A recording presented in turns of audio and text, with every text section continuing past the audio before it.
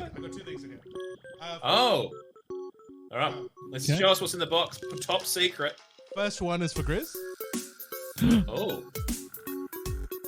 What? Hang on. What do we got? Keep going, man. You're doing good. Yes! Dude, you touched the fuck out of that, man. Holy fucking shit! So good. Yo, Captain Pearl. I didn't know what was going on there. Man. Fucking got him. Fucking got him, dude. Holy shit. Dude, good game. Fucking good game. Are you ready? I knew it!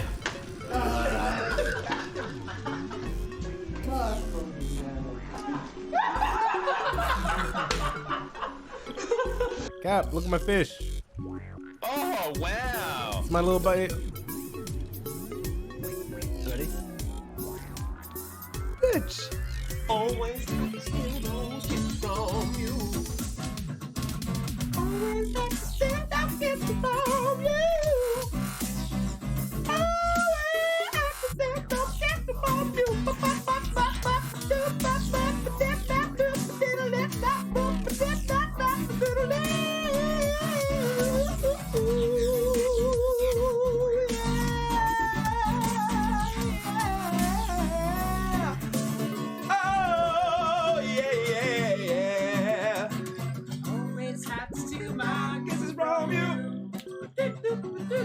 Always have to steal my kisses from you.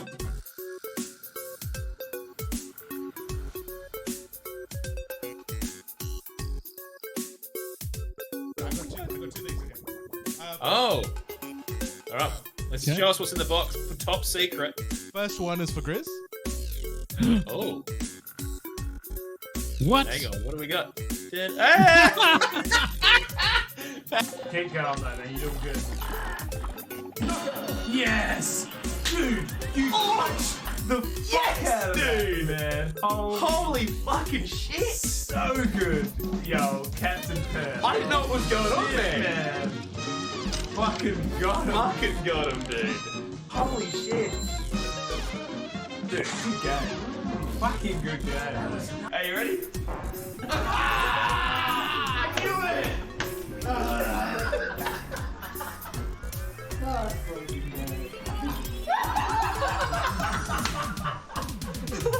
Cap, look at my fish. Oh, wow. It's my little bite. Ready? Bitch. Always steal those kisses from you. Always have to steal those kisses from you. Always have to steal those kisses from you.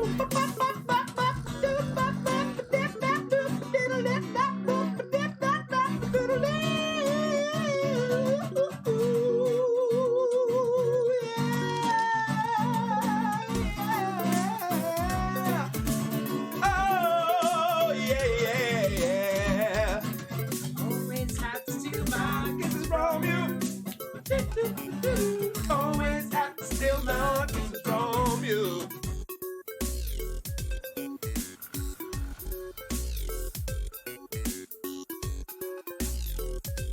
I got two things in here. Oh. All right. Let's show us what's in the box. Top secret. First one is for Grizz. Oh. What? Hang on. What do we got? Keep going, man. You're doing good. Yes! Dude, you touched the fuck out of that, man. Holy fucking shit! So good. Yo, Captain Pearl. I didn't know what was going on there. Man. Fucking got him. Fucking got him, dude. Holy shit. Dude, good game. Fucking good game. Are you ready? I knew it!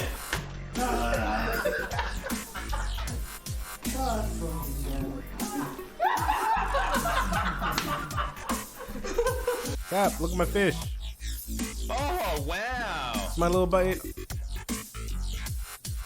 Ready? Bitch. Always have to steal those kisses from you.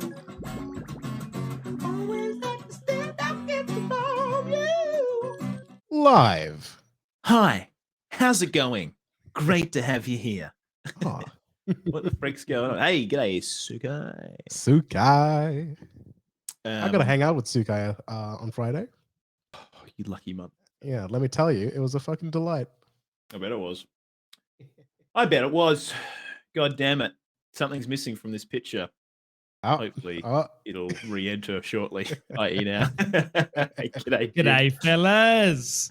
How the frick are we? What's going on? What's going on, y'all? G'day, Jim.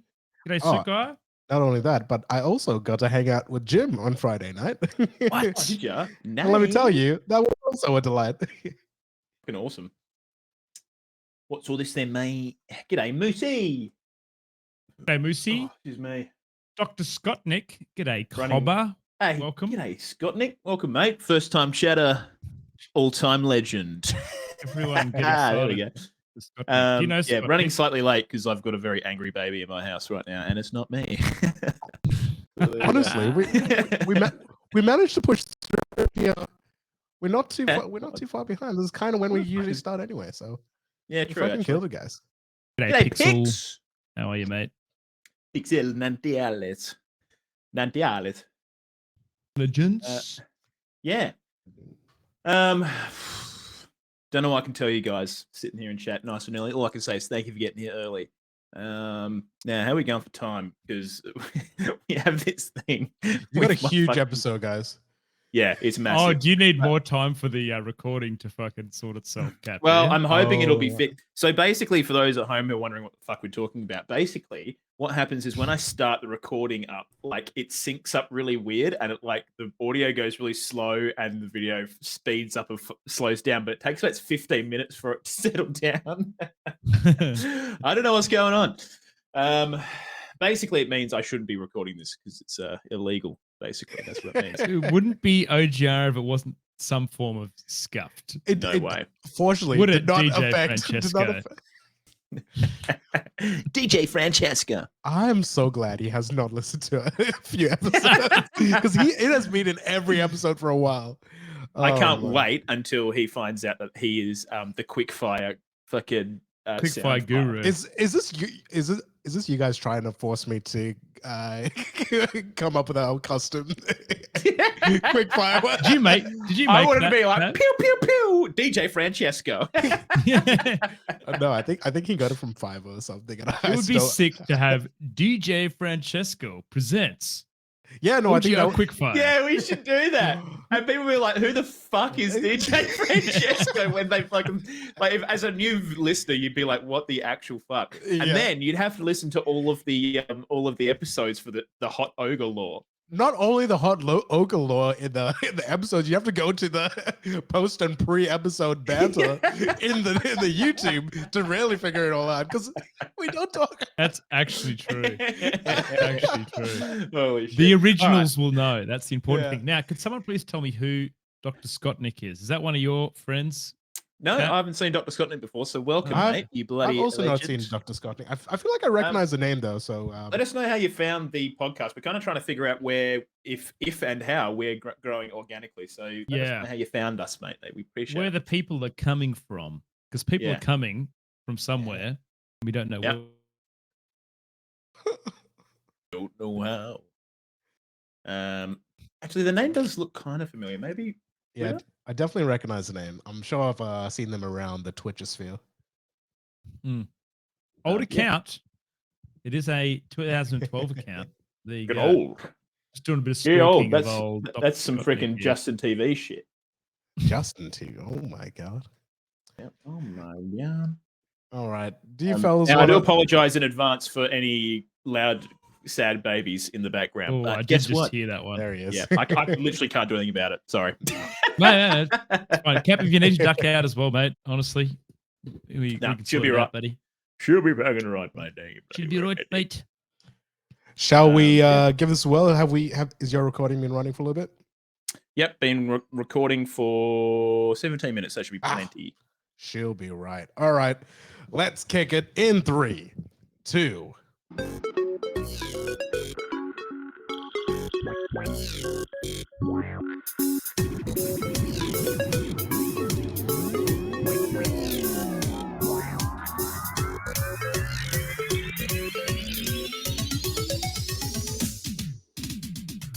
G'day and welcome to Oceanic Gaming Radio. That's OGR, baby. How you doing? Thank you for joining us. It is Monday night, 7 o'clock-ish, AWST PM. And yeah, we're here to give you the latest, hottest freaking gaming news that you can get your hands on. Yeah, my name's Capo, Captain Perth. And in the background, you might hear my very loud son, Theodore. But also alongside us is... He wants to get on the podcast, doesn't he, Capo? Yeah, He just listen, wants to he's a get in there, mate. a little bit too early, okay? I don't know how well he can construct his sentences, okay? Let alone would they be coherent. But anyways, alongside me, Grizzly Gaming 86 and Pav Leatherface. Fellas, how are we? Good? Howdy, friends. Doing good, man. I'm also Pav? doing good. What's the new, dream. mate? What's new? Not too much. I got to see some of our very lovely regular listeners over the last couple of days. Caught up with our friend Sukai as well as Jim. Ran into them in the city on Friday night. Was it More like ran into them or was networking, it planned? No. networking. I did a quiz night with Sukai, which was really fun with some of the Hell rest yeah. of the Oh, Stream nice. Perth crew, which was really cool. Oh, that would be And wicked. just as we were finishing up, Jim messages me. I was like, "Y'all finishing up? Come on down. The Goa team are hanging out." So Oh, sick. we ran over. Managed to see Pete as well, which is all good. Shout out Pete. Oh, How you doing, cool. man? Yeah. But yeah, Shout it was out to good. Big Pete and the Goa team. Honestly, go and check out their podcasts. Multiples. They've got Multiple a few podcasts, I podcasts. believe. That's Mhm. right. Yeah, so the Game on Oz team, good bunch of legends. Go and check them out. Straight Jacket Jim and Pete, fucking legends, Stormy. and Stormy, And Mhm. Stormy. Stormy. But well, that sounds amazing, mate. So It was catching up with the community. Absolute blast. Bloody loved it. How many beers were consumed, Pav, across these events, mate? Couple? A couple. Let's just say a couple. Yeah. Couple? Had a Nice. few. Yeah. I got a bit of a rub elbow and I got convinced to stay out with another group of friends Yeah. a bit longer than I expected. But yeah, it was good. Hey, hell yeah, that's awesome. Well, and Grizzly, what about you, mate? What's new since last week? Since last we spoke? Oh, I played a gig on Saturday night, Cap, for his 60th yeah. birthday, and Yep. it was fantastic, mate. It was really good. Good to play some. I'm in a band. We play some old classic rock and roll numbers. That was really great. Yeah. Which one went off the most? Dude, we started playing a David Bowie song. We could one? be heroes. Oh, just yeah, for yeah. one day. And What's your fuck favorite it. Bowie song? Well, I actually like the crossover, the Dancing in the Streets with Mick Jagger and David Oh, yeah, Bowie. yeah, I really okay. like that. Yeah, that's Yeah. a. I that's a think my cracker. favorite's "Put on your red shoes and Oh, dance the yes. blues." Yes, Let's dance. That's my Yeah. favorite by far. it Yeah, is such that a good fucking song. Actually, I banger. think that might have been in that. It was either that one or Heroes as the two that we're going to try, because we have never played a Bowie song, and we've been in this outfit for nearly 10 years now. We've never done a Bowie song. Wow. We always try to cover at least one of all the best old school. You know, play Van Morrison, we play Creedence, we play. We did play an Eagles song. You basically go through and you try to learn a couple of each kind of hit. Yep. So never done a Bowie song, so it was good. It's been good, mate. Oh, Nice new one. brilliant, mate. Otherwise, Anything else? Cap, I've been playing a fair bit of World of Warcraft, mate. And I'm I aware. thought this might be an opportunity because we did have someone reach out and say, I heard you guys are playing World of Warcraft. Do you have a guild? No, We don't. we don't. but you can add me personally. Anyone listening, I won't mind. Yep. My detail is hashtag Grizzly6942. Send me a friend request. Let me get mine up. Hang on, what's mine? I think We'll do mine. some dungos for sure.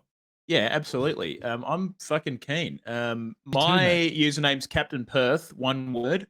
Hashtag 6710. That's hashtag Hashtag. 6710. It's So yeah. 6942 for me. There you go, mate. Very exciting. Yeah, so just flick us a message on Discord just so we know who you are. If in case we like, who the fuck is this person? But yeah, we'd love to play some video games, especially now. We're kind of getting to the crux now, before the new expansion, Grease, because I kind of feel in between on things at the moment because like we're still in old content and it's not really worthwhile doing much. I don't know, doing anything of significance at the moment because like all of the gear and stuff's going to be invalidated within the next few weeks. So I've just kind of been leveling alts, which is again, I'm pretty sure I've said this every week, but it's been really good. Yeah, but you've got a few alts now, Cap. You've got a couple there in the bank ready for Dragonflight release, don't you? I've got a shitload. And then next week we've got the next stage of the patch is being released.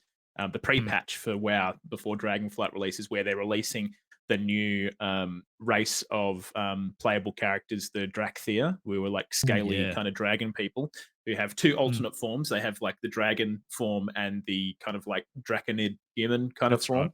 Yeah. And they've also got the new class, which is the Evoker, and that's kind of like these basically, Drakthea that harness the skills and abilities of the dragon flights within the Warcraft lore. So they do they have different dragon flights. So the red dragon flight, blue, brown, black and bronze, and like each one has a different kind of school of magic. So like, oh man, blue is cool. Like magic-y magic, and then red's like fire and destruction, and then black is kind of like defense and all that kind of stuff. And now there is a healer and a DPS, isn't there, Cap? I believe. Healer and a DPS class, and they kind of use those different like so like the healer class is all about using the bronze dragonflight, which they control time, so you're like rewinding people's wounds. Oh, wow. Right. And then the green dragonflight, which are like heals and all that kind of stuff. And then I believe the DPS class is kind of using a lot of red dragonflight and blue dragonflight stuff to do like damaging spells. So it's pretty fucking cool.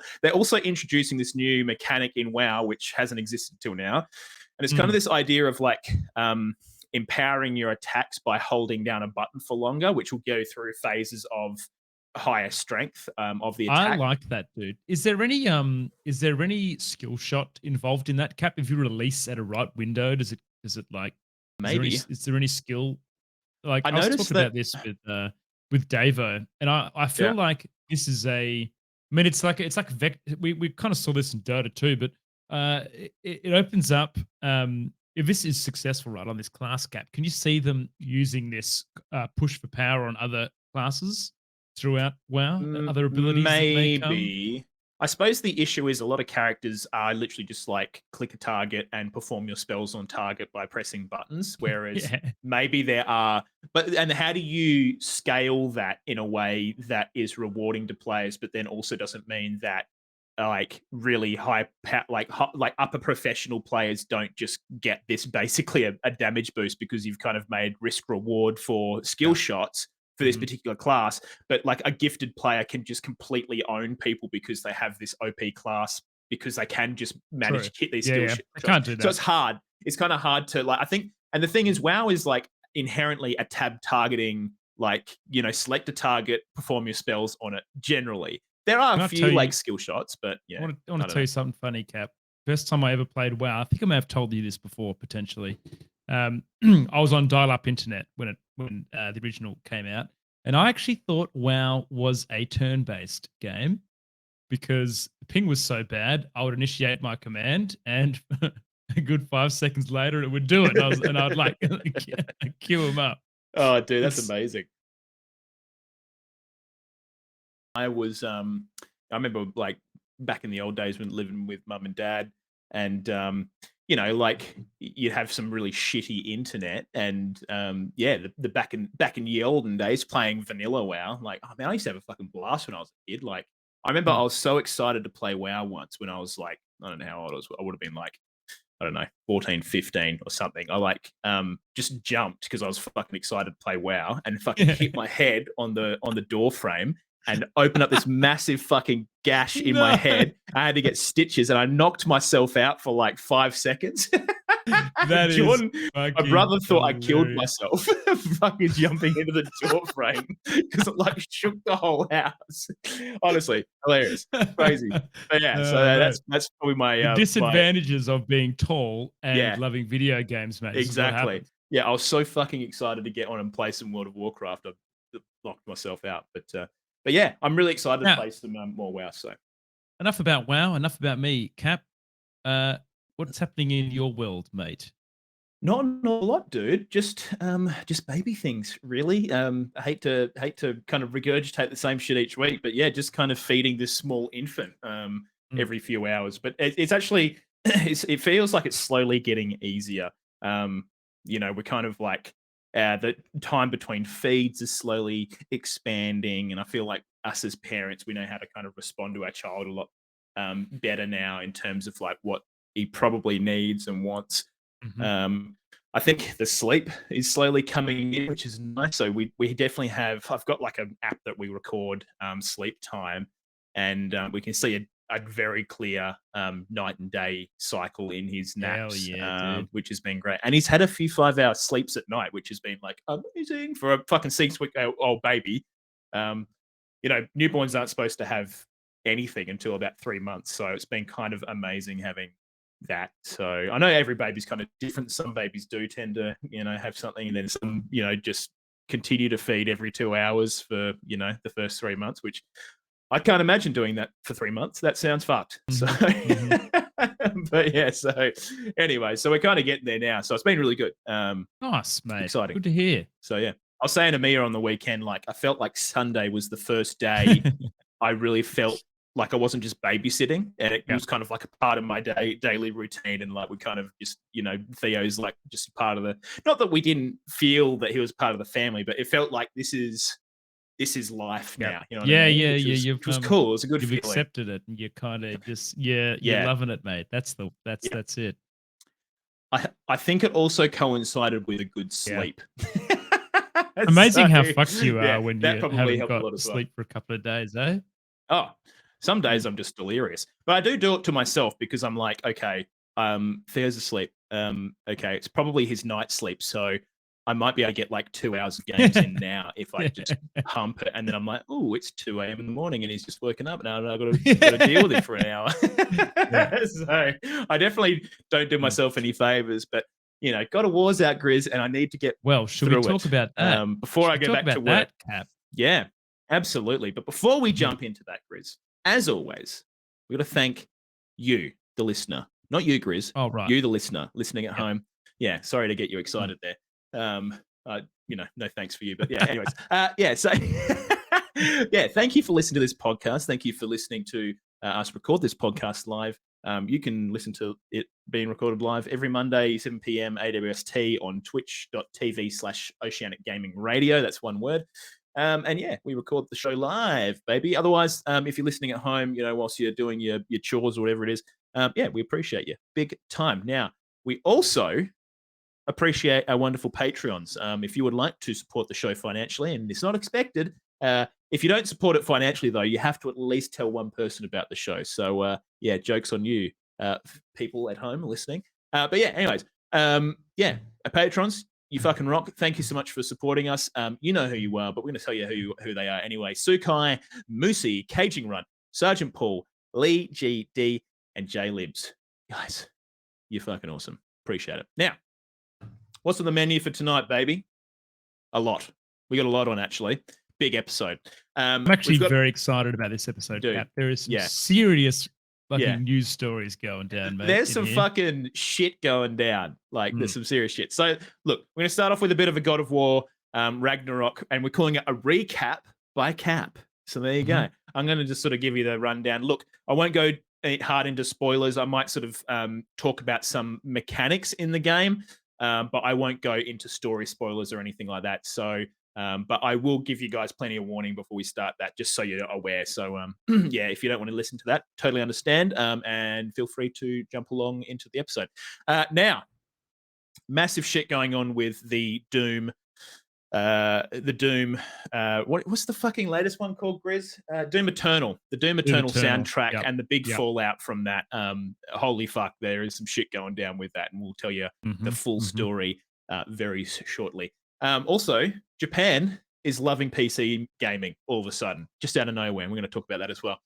Final Fantasy 16 had a little chit chat with IGN, and we just wanted to talk about some of the main points out of that interview because it's actually quite interesting.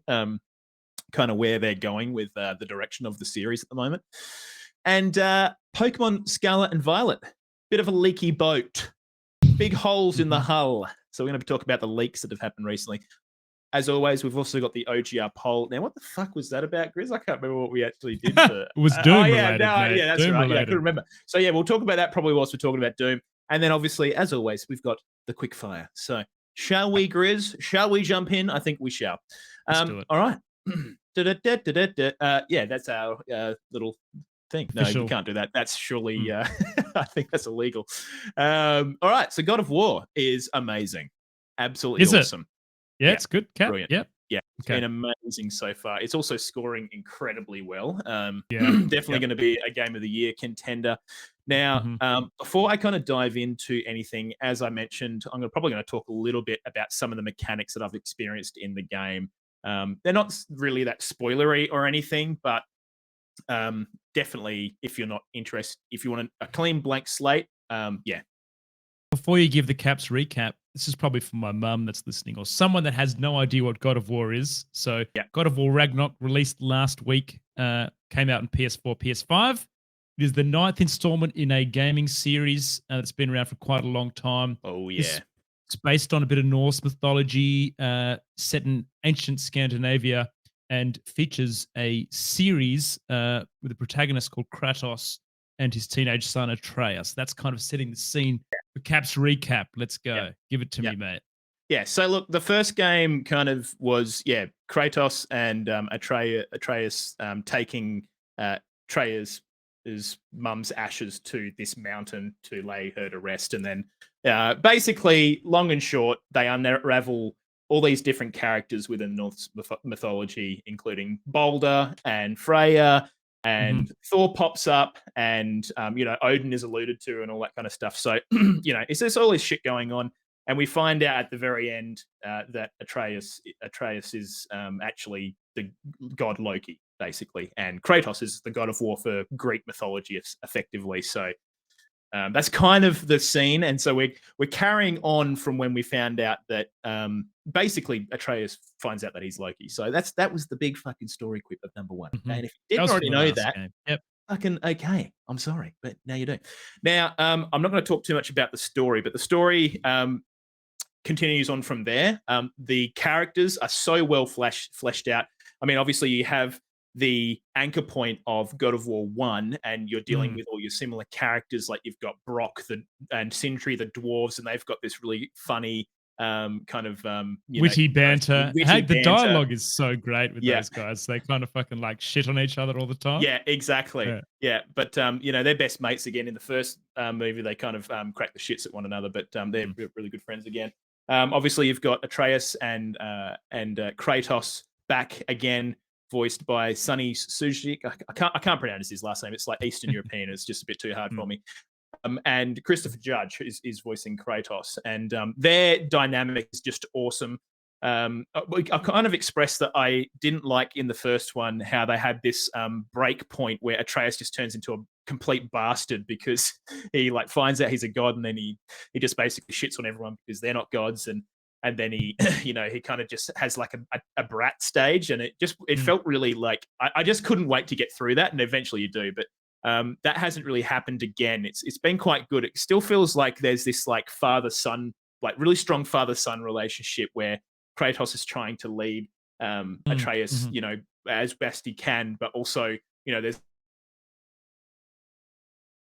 prophecy that needs to happen as well. But Kratos is like, well, I don't really want to do that because it hasn't gone too well for me in the past. He's got this fucking wake of dead Greek gods behind him, basically. So, he doesn't really want to start a big biff with any gods. So, but yeah, so the story's really good. It continues on. The characters are brilliant.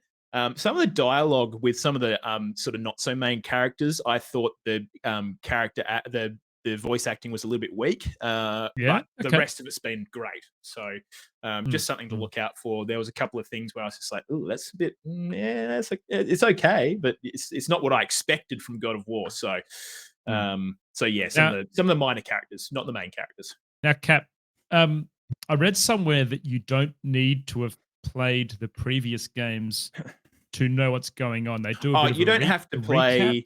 Yes, there is a recap you can watch at the beginning, which will kind of show you the beginning, the first game, and explain to you what's happened prior. So you could actually probably quite happily jump straight to this game if you actually really wanted to. I'd recommend playing the first one because it's brilliant.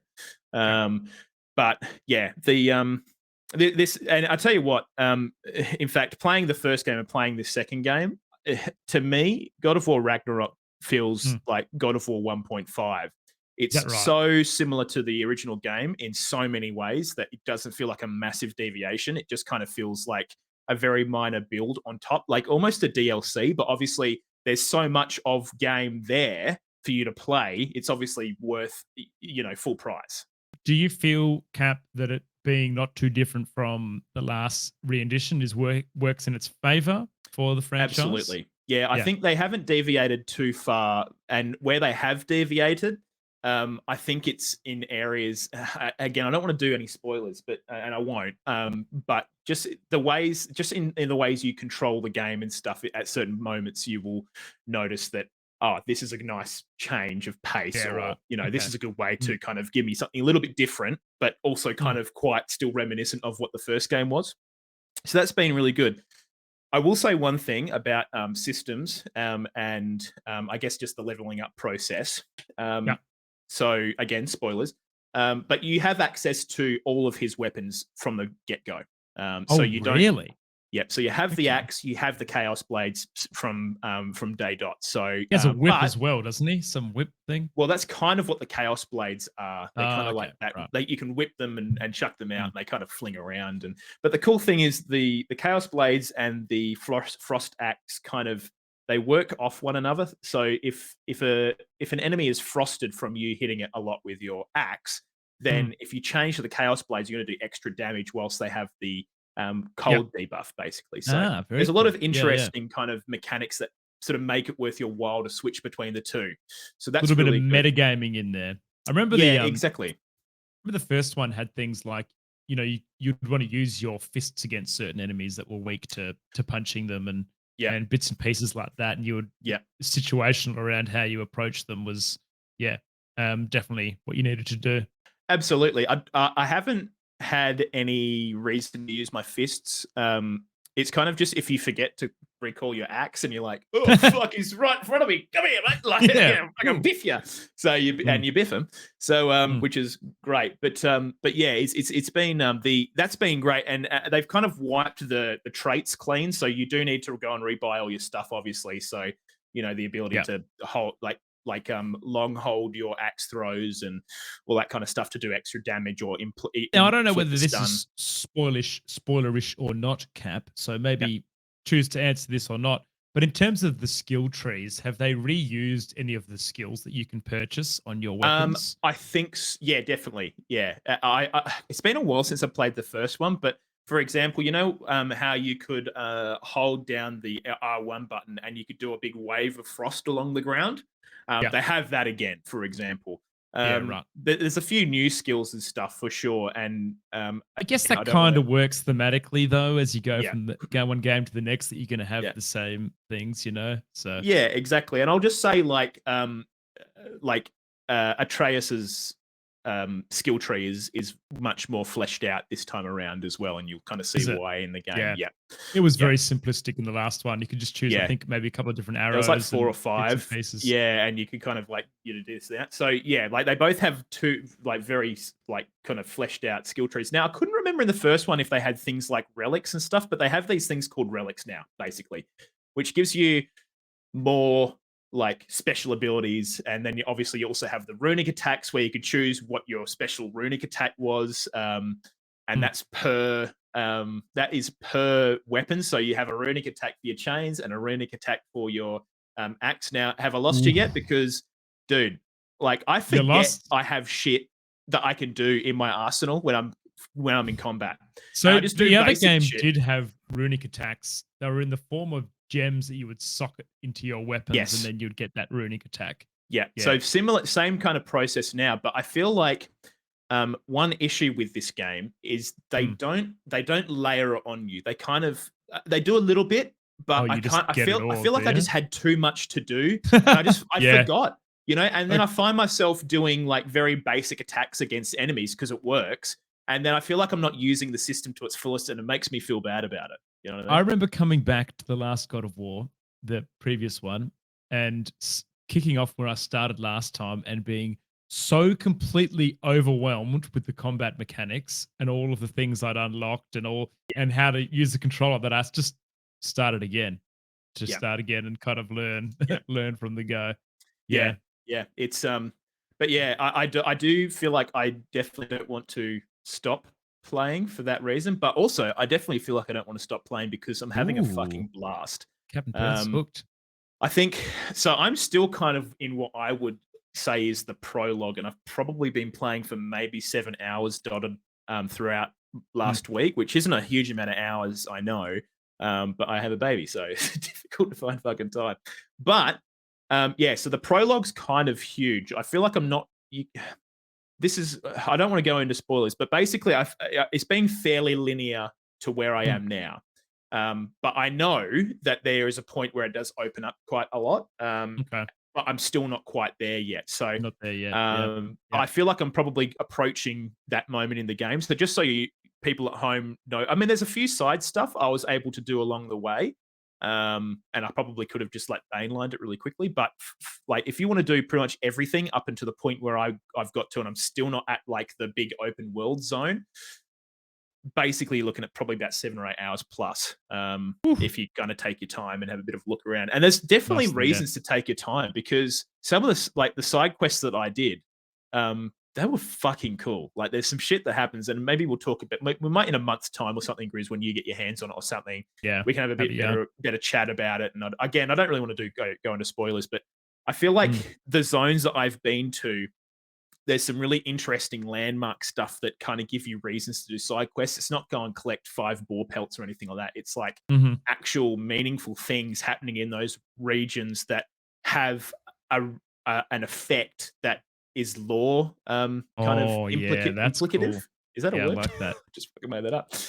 But yeah, it's very, very fucking cool. So super enjoying it. Cal Drogo in chat saying his GF is hooked on the game, reading the glossaries about enemies and looting witches. I'm doing the exact same thing. Yeah. I'm doing the exact same thing, reading every single little bit. Like the lore entries are quite interesting, especially setting the stage for, I guess, just some background information about things happening in the regions that you're in or some of the enemies. And there are kind of some interesting tidbits about enemy, you know, it has like the bestiary kind of thing.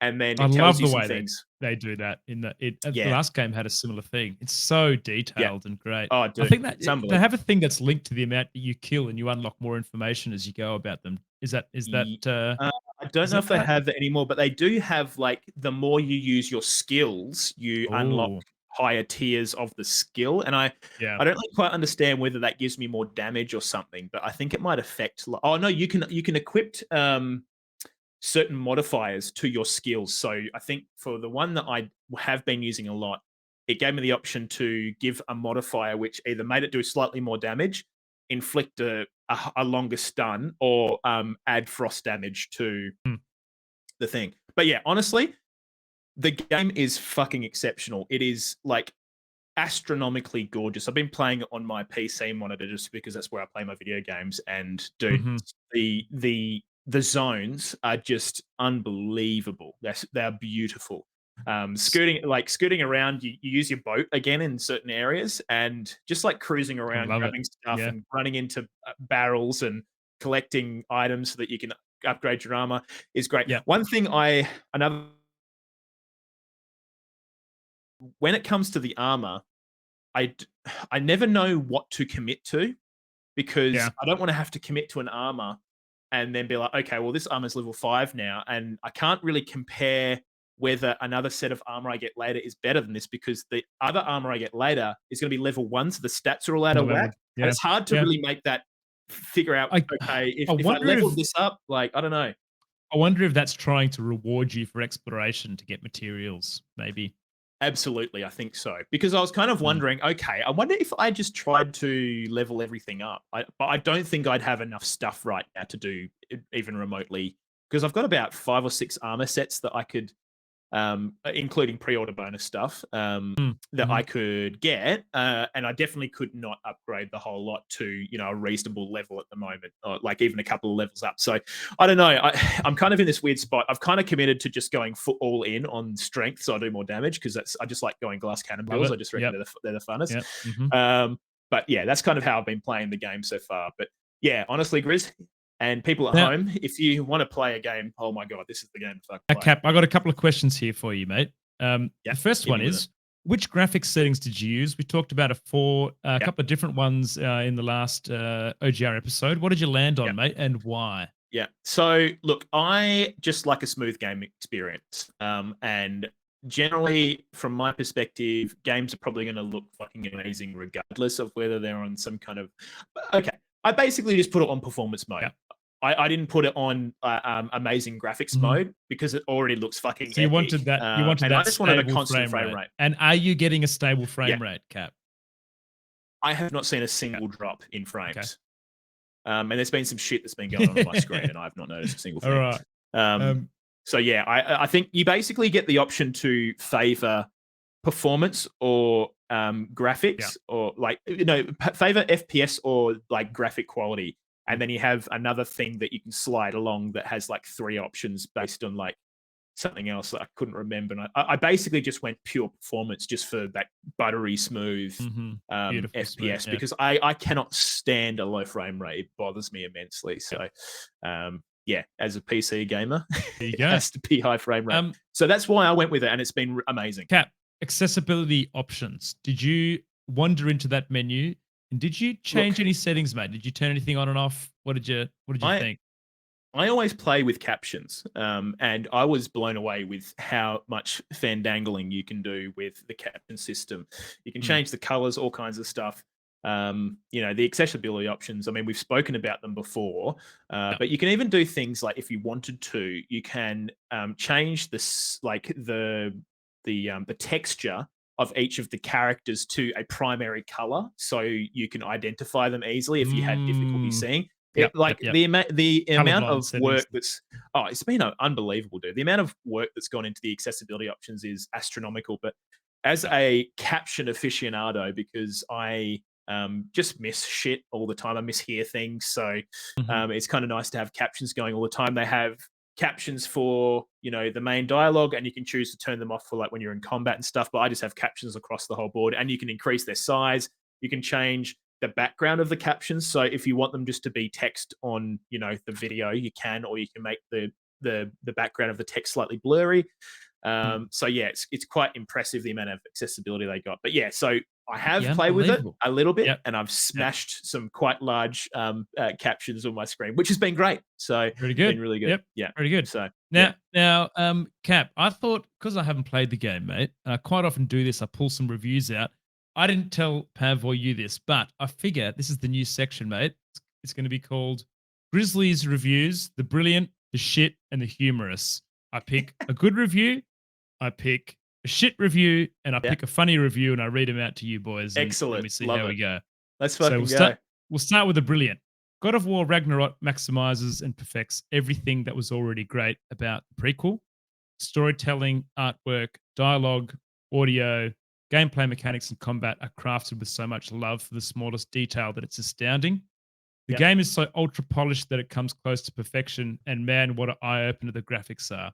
One of the few real next gen titles and one of the best games ever made. 10 out of 10. Yeah, I probably wouldn't call it 10 out of 10. I'd give it a 9, in all honesty, at this stage. Give it 9, Captain There are Curse, some yep. things about, like, I have kind of expressed some of the things that, have bothered me about the game. But another thing that has bothered me a little bit is it kind of has that feeling that I got from Uncharted, where it's kind of like puzzle combat, Yeah. walking through here. So it does have that feeling a little. I mean, it's a fucking video game. I know that it's going to feel like that. But sometimes it can feel quite a little bit jarring. But I mean, So you whatever. saying that's not the first time I've heard that. I've heard some of the pacing is a little bit funny on some of it. It is weird. Like you meet one particular character, and I thought that meeting was quite underwhelming, and I'll Okay. just leave it at that. It was good, but the lead up to it, I was just like, oh, okay, here we are. Right. Oh, okay. Basically. So I'm just going to leave it at that, right? All right. But yeah. Well, let me so- read my shit review out for you, Cap. Here we go. A few really good fights and an awesome story, unfortunately ruined by terrible pacing and gameplay. The majority of the Wow, game is spent gameplay? frustratingly mandatory fetch quests, puzzles, and walking simulation and unskippable cutscenes. If you've already bought into the story from the first game, it might be worth your time. But if you're looking for a fun Yeah. video game, this isn't it. Wow. Okay, that just sounds like someone who, like, it's not a game for them, in my opinion. Yeah. Like, I don't know. Like, it's It kind of like, sounds like why did someone you who's bother? also not invested in the story at all. Yeah, and but it's kind of and- like what, like I wouldn't go and write a review on NBA 2K25 or whatever it is, like, because I just wouldn't enjoy it, and it just sounds like that person plays FIFA every day. Which, hey, if you're listening at home and you play FIFA every day, that's fine. But that's probably the game you like to play, and it just feels like that's probably not the right game for them. I don't know. either Call of It's- Duty or FIFA right there, Cap. I'm calling Yeah. it, mate. I don't know. I don't. The pacing can be a little bit off, but it's not that bad. Like, fucking hell. Now let me read this funny one to you. This has to be Jimmy Stumps. This is Jimmy Stumps has written this fucking review. Awesome. Bald man has no good music. Horrible, disgusting, effeminate players. Sonic Frontiers is better. I tell you what, there isn't an awful lot of music in the game. That's one Yeah? thing I Is that noticed. There's some right? sections where I'm like, is my sound on? And then I like just press the button to like do a combat move, and I'm like, oh yeah, it is on. Okay, that's weird. Well, I don't know. Like there are some sections where I'm just like, where's the fucking music? But that's an interesting one that it brings that up, because I have noticed that actually. But when the music does play, it's like, boom, boom, and you're just like, oh fuck, Oh, something's yeah. happening. Build that So, tension, mate. There is yeah. definitely something to say for moments of silence. It definitely kind of, because then the music really fucking gets you when it comes out. The game that absolutely. does that fantastic is the Dark Souls series, Cap. Definitely has moments of silence quite often. Absolutely, there's a lot And of then silence. when the boss fights come in and it's like all this like grandeur Yeah. music Yeah. popping off, you know? Yeah, Does real well. absolutely. Usage of music and silence is huge. Actually, the next story we'll be talking about is a lot about music. Funnily, we should be talking about. But yeah, let's wrap this up, Grizz, because I haven't really got an awful lot more to say about it, and I would like to revisit this once you've played it as well. One more question. This is the thing that must be on everyone's lips, Cap. Yeah. Will this be Game of the Year? More importantly, will this turn from an Elden Ring podcast into a God of War podcast? No.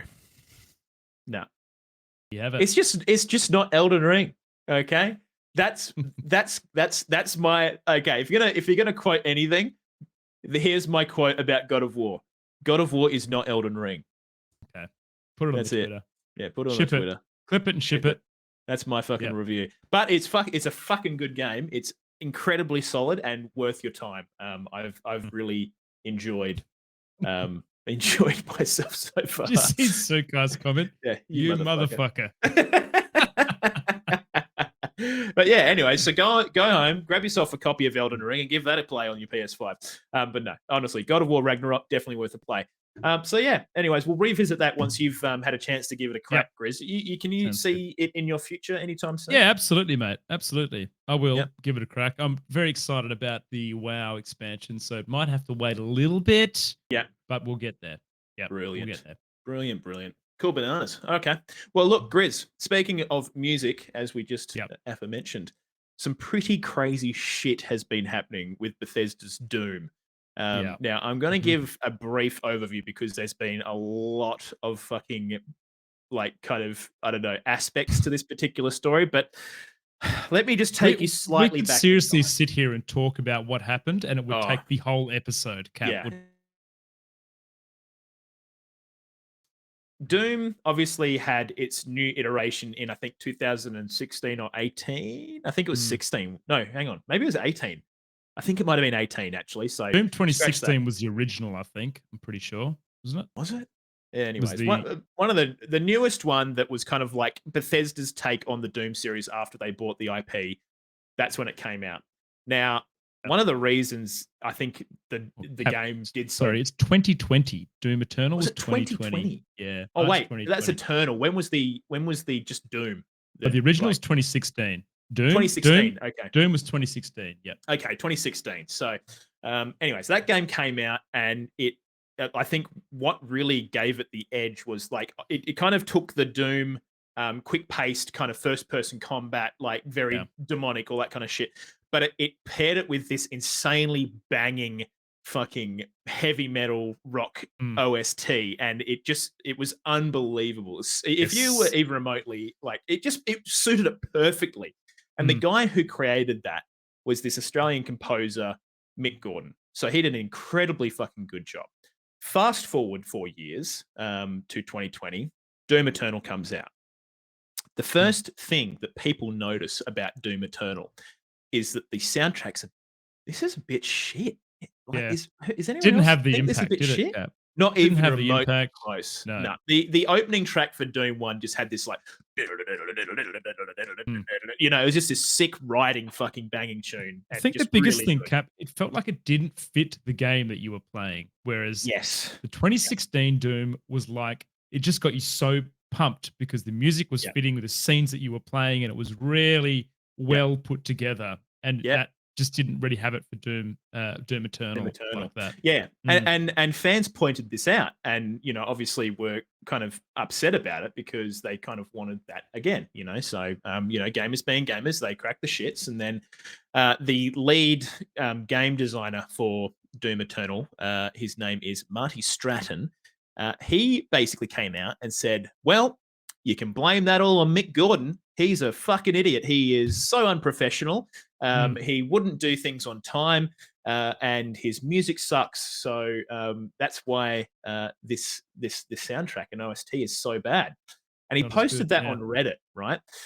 Anyways, I think a week passed or something like that, and Mick Gordon released this huge expose on Medium, which is like a blogging platform, and basically just went into the nuts and bolts of how toxic the work culture was in Bethesda and in relation to Doom Eternal, specifically singling out Marty Stratton. Now, I will say, before we 3 years passed, Jim says. Probably took him that long to get a legal team and bits and pieces was together. it 3 years? Well, I guess sorry, it's probably 3 years since the game released. So it's taken that long for them. Oh, he posted that on. Okay, so I thought it was a bit more recent than that, but Jim's saying that it was posted 3 years ago, so that makes sense. So basically, he's posted that, and basically labeled Mick Gordon as just this complete like useless fucking composer, which doesn't make much sense given how fucking banging the original soundtrack was.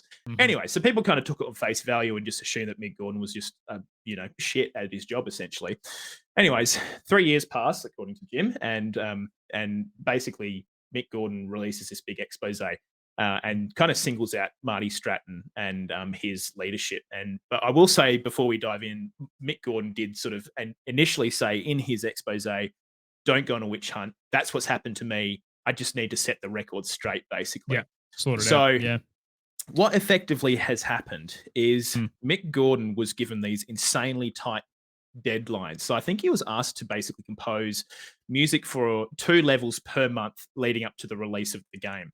Now, he said not impossible, but insanely tight to do that. So he's working as a contractor on this game. Now, what happens along that time is he's struggling to kind of get responses from Bethesda, And They weren't on top of responding that, to him. yeah, they were taking weeks to get back to him on questions, but also they didn't even have any information about the story's lore, what what these levels were going to look like, and a Yeah. bunch of other shit. So he was just going fucking blind. So he's just trying to push out these tracks, without a fucking light in the dark, basically. So he's really struggling to get anything happening. And then basically he sends a few things to Marty, and Marty just sends these insanely toxic messages back to him. Effectively, what's happened beyond there is he's just had to stop working on it. And I believe there was something to do with like the audio engineer just basically remixing some of the tracks and just doing all these fucking weird shit. We'll get there. We'll get there. But like the whole thing we mentioned at the start, Cap, was that he wasn't able to tie the music to levels. Yes. So he was just creating stuff. And when they came and they actually started getting more developed into the game, they realized a lot of the music that had been written by Mick didn't fit. And they were like, well, we can't use this. We've got to reject this. And we can't use this. Can't use this. And it turns out that because of all this stuff getting rejected, they weren't prepared to pay him. This was his full-time job, dude. For him to get his first paycheck, it took them 11 months from the day he signed the contract to get paid. Yeah. Which is just fucking like ridiculous. It's a long time. Just a quick correction, and thank you, Jim. ID Software actually who Mick had issues with, not Bethesda, though Bethesda like kind of owned the Doom IP, etc. But ID Software are the ones that have been developing it. So thank you for that.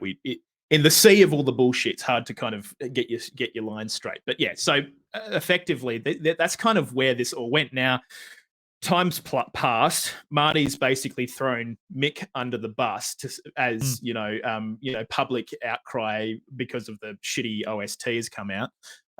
And eventually Mick's gone, well, this is just fucking bullshit. And they even put a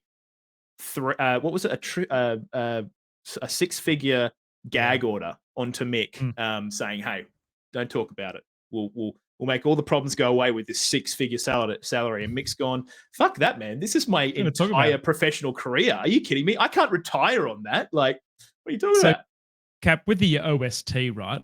What happened was with the original Doom game, apparently it's quite hard. You can't just take the game music and put it all together and have an OST. You have to, because what happens is as the game develops, you go into a new zone, and the kind of music kind of updates. It's actually all the mastering. It's got to be dynamic. OST and everything else. Yeah, when you move in between the zones, it's got to be dynamically playing as you move into things, so it plays the right track and it moves in between those tracks nicely. That's what you mean, right? Now, the Doom Eternal OST CD was announced over Twitter with Mick's name on it, saying, the OST is coming with the pre-orders. Mick has made this stuff, and Mick wasn't even under contract for the company to put together the OST. So Mick's sitting there going, I know nothing about this. Where's my contract? And so it came closer and closer to the date where he's supposed to have his OST prepared. So he reaches out to them and goes, guys, am I putting this OST together for you guys, or am I sitting on this? Like, what's happening? And he ends up getting this really rushed contract through where he has 30 days to prepare an OST, which isn't enough time. He has 27 days or something. So 27 days. It ends up getting to this really crunch point where what they ended up doing is Marty Stratton ends up taking all of these tracks. He gets a sound engineer from ID Software to basically piece them together and put them over each other and chop and change it. You end up with this OST CD that's going out with the pre-orders that has 40 songs on it, half of which Mick hasn't been paid for because they were drafts that he'd sent through to the company, feasibility things. Some of them he didn't even own the rights to, that used some of the melodies from the original Doom that didn't credit the original artist. There's just like this absolute plethora of issues with this OST. So bad. He doesn't get to hear it. It just goes out and they sell it as part of the pre-orders. And it's just like a complete, absolute schmozzle of a release. Shit fight. Yeah. So basically what it's all come down to is that Marty Stratton was just this tyrannical, nasty piece of shit, essentially. But yeah, and basically treated Mick Gordon like shit. But I think it's kind of, for me, Grizz, it's kind of exposed.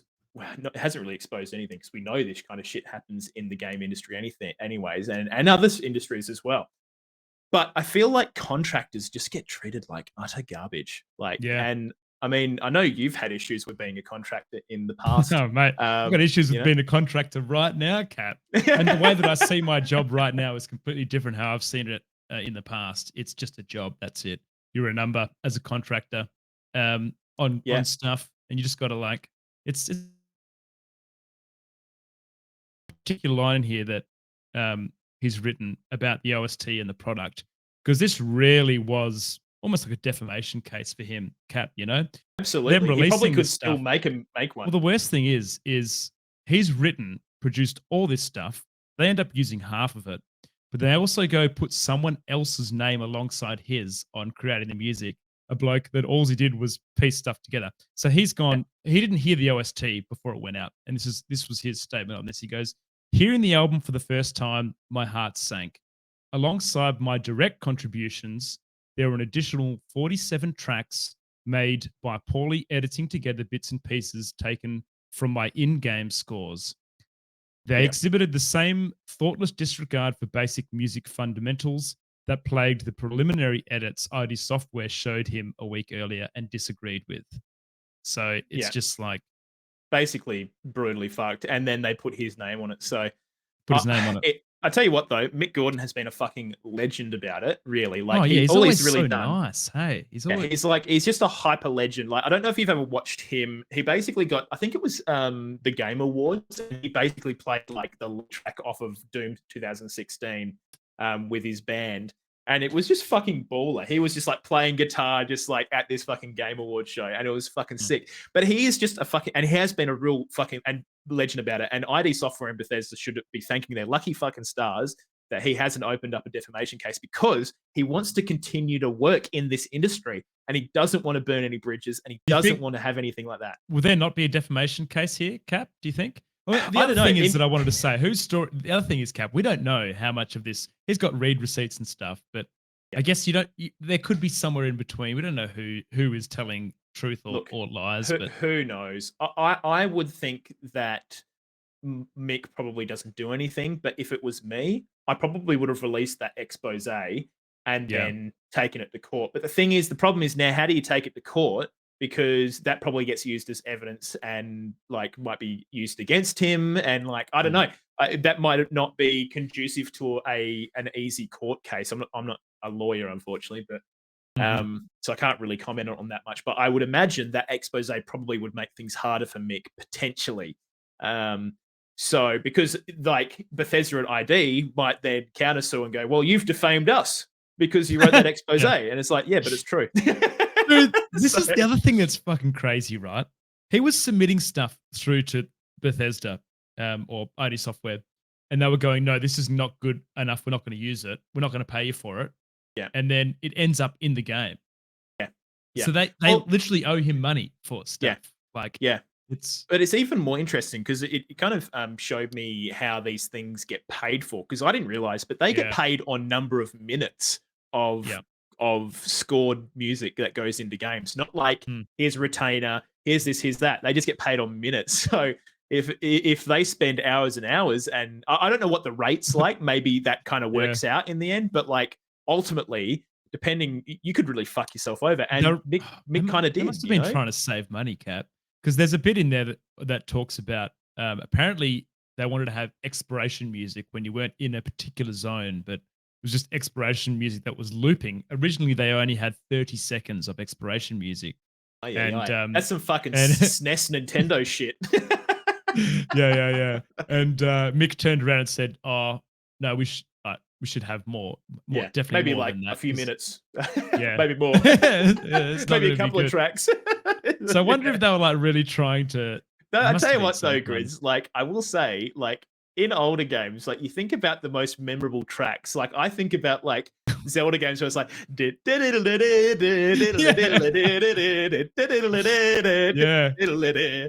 and just over and over again. It's like 10 seconds of music. It is like 10 seconds. Very true. Very true. So, Bubble Bobble's the one that I mean, obviously we're in a different era now, and like a bit more is expected, especially from a game like Doom. But honestly, overall, it just sounds like mismanagement. It sounds like Marty was a bit tyrannical and maybe incompetent.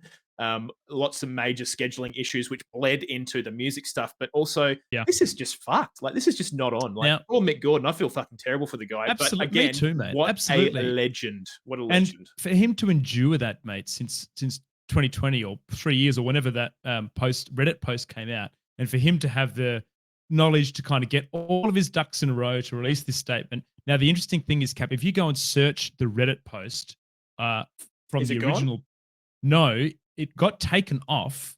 And then apparently Mick said, no, don't take it off. I would like it to still be there. But can we put a post at the front of it that highlights my response to the statement? And so that's what's happened. If you go look at that post, the Reddit post, the original Reddit post is still there. And then right at the top, a moderator has gone and said, yeah, a lot of this stuff is controversial, whatever. You can go read Marty's response to this post. Wow. Yeah. No, sorry, not Marty's. Mick's response to sorry. Marty's thing. Yeah.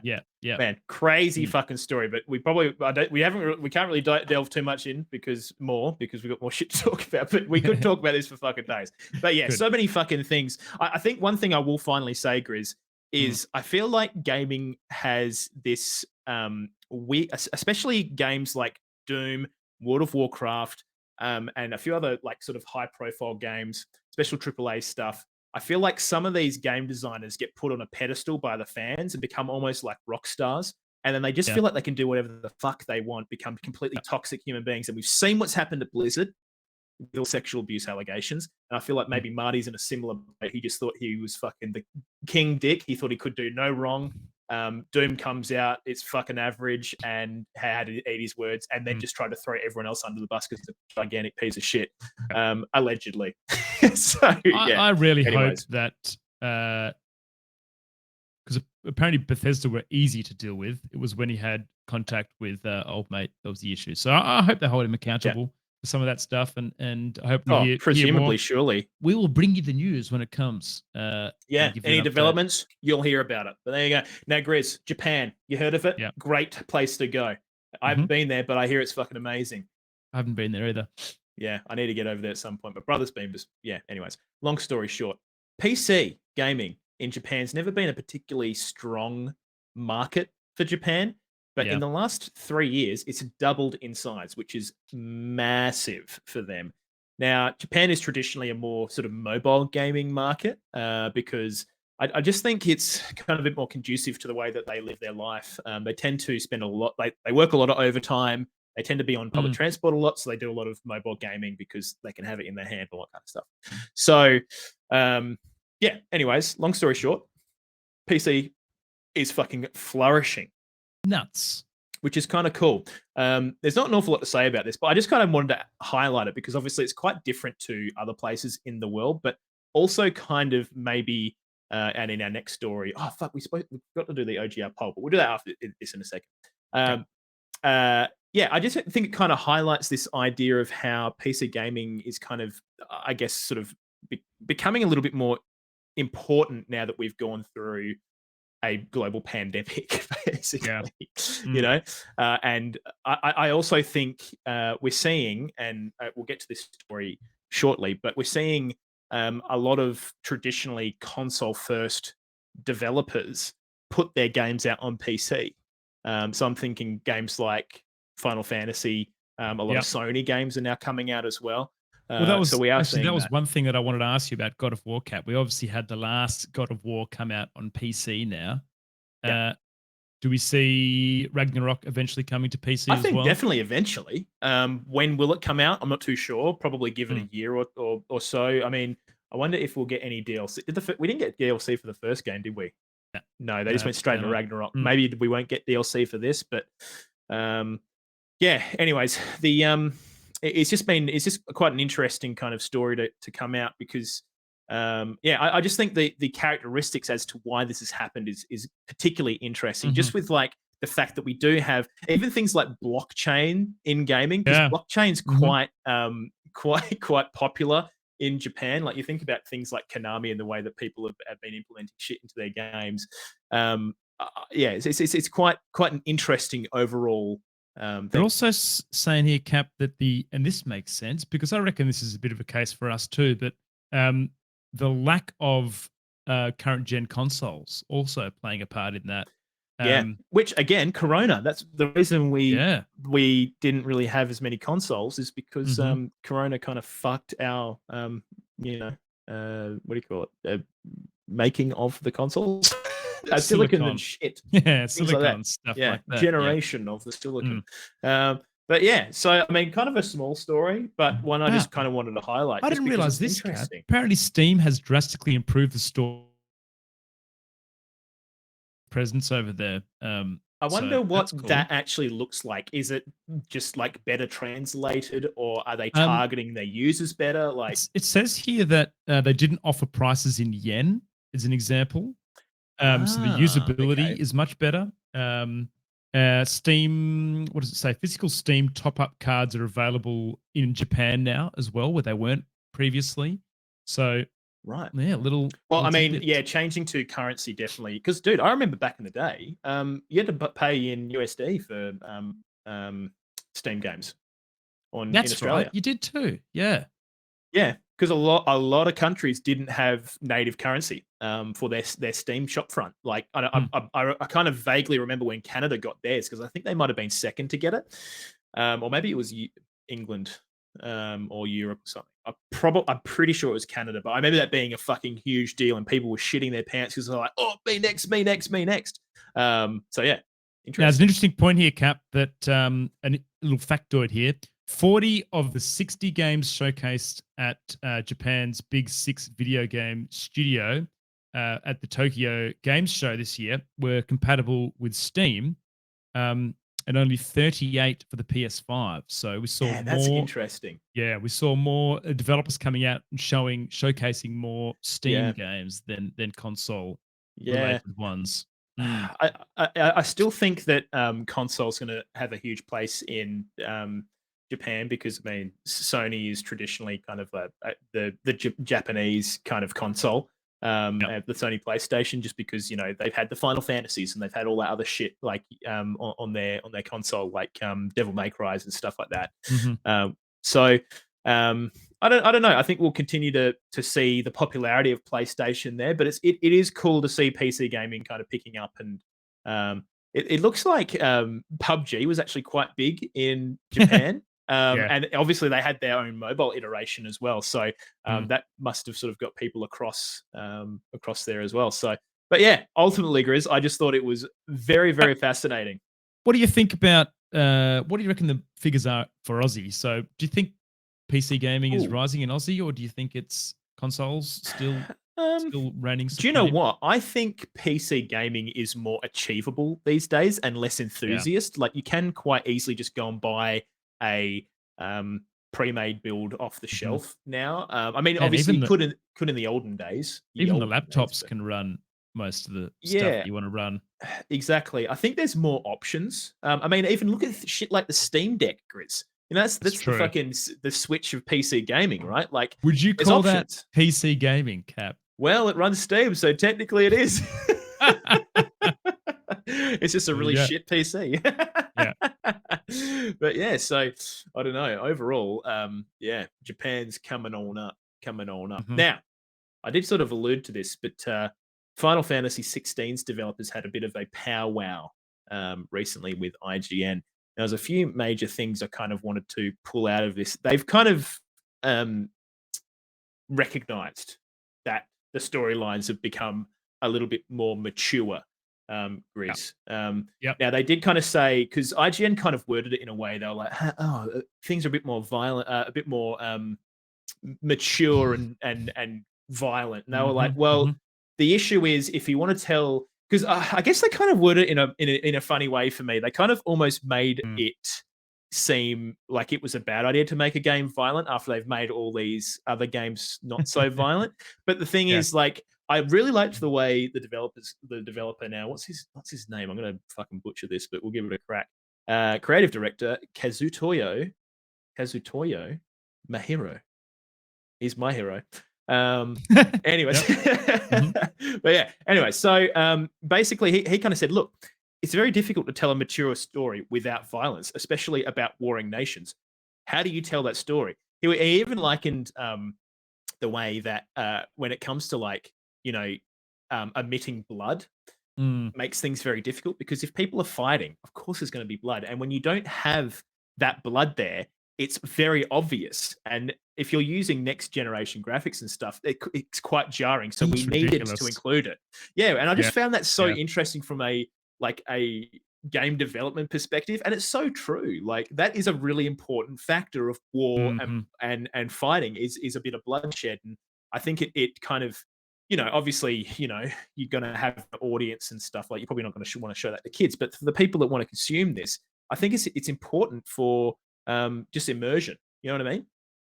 Absolutely. And they kind of go on to say here they're going for a realistic game here, more so than the others, right?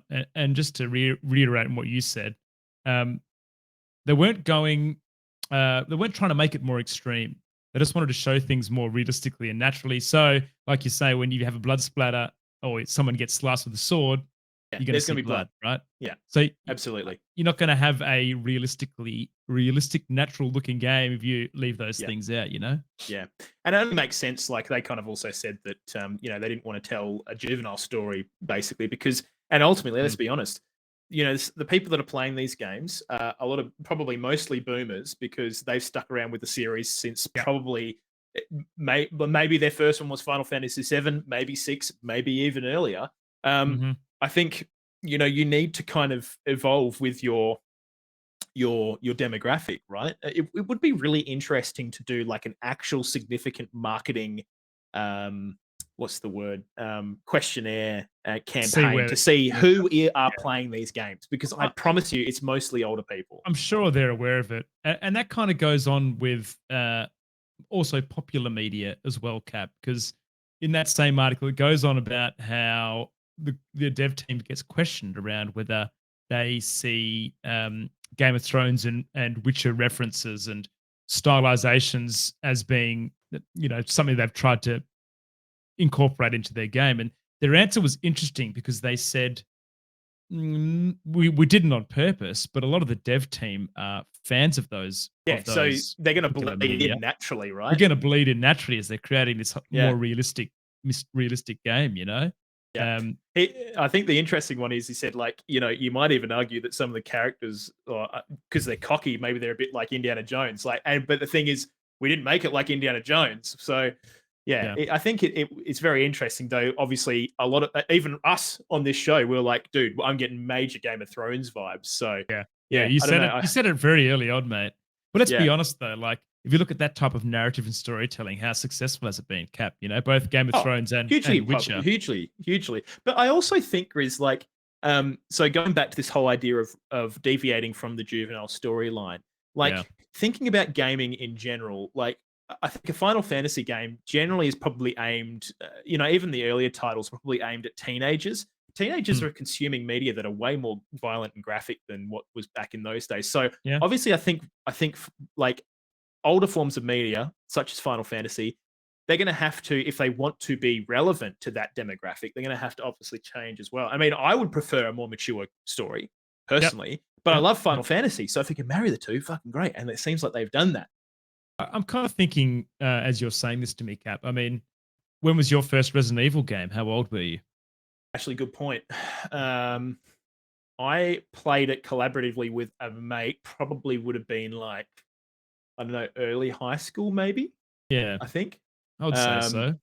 Yeah, maybe And I might have been first year of high school because I didn't have a Sony PlayStation. I played it with my mate who was like, "Have you played Resident Evil before?" And I was like, "No, but I've heard of it." And then so yeah, scary, basically, man. before I started to shit my pants. So yeah, I think if I kind of agree with you. I think that this kind of media is being watched at an earlier age, and I think that maybe the cutesy stuff might not have as much of a relevant place in gaming. Yeah, I Unless you're really think targeting the young kids.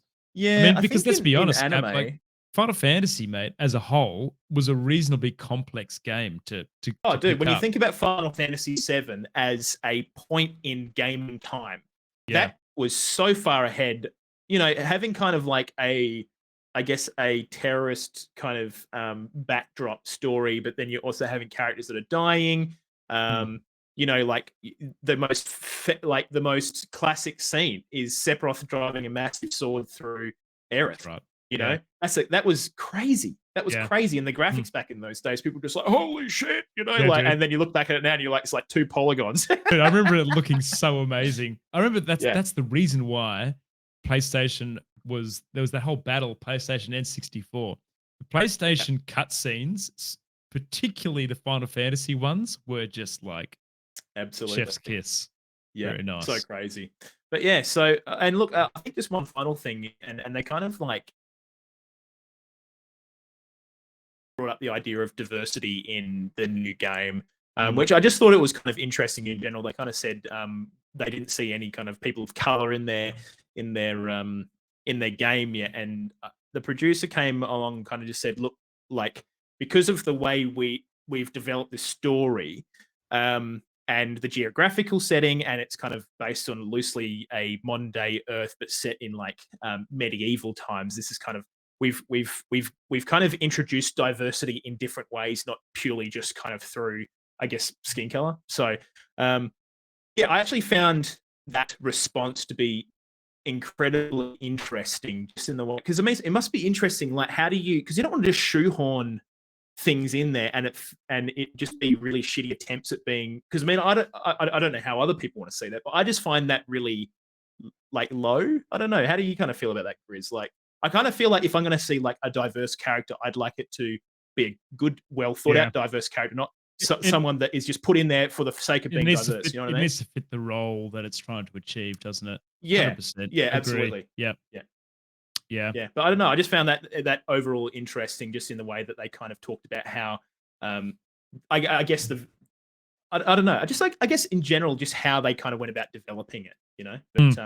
But yeah, overall, I think Final Fantasy 16 is looking really fucking good. They also talked a little bit more about the gods and what they're calling icons in the story, which they kind of alluded to the fact that, hey, don't get too you know, there's a few in there, so you know, don't get too don't go looking for hidden ones or anything like that, because but